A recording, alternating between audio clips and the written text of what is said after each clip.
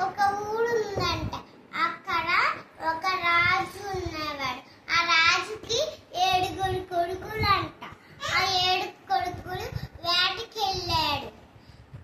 7 కొడుకులు చేపలు పెట్టి ఎండేశాడు. అప్పుడు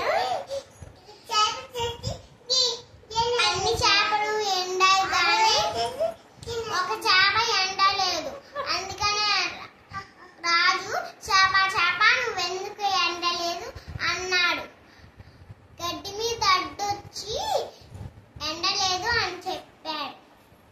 అప్పుడు గడ్డి మీట నువ్వెందుకు చేపకి అడ్డొచ్చావు అని చెప్పాడు. ఆవు నన్ను తినలేదు అని చెప్పి. అప్పుడు ఆవు ఎందుకు నువ్వు గడ్డి తినలేదు అని చెప్తే, పోలిగా నాకు గడ్డి వేయలేదు అన్నాడంట.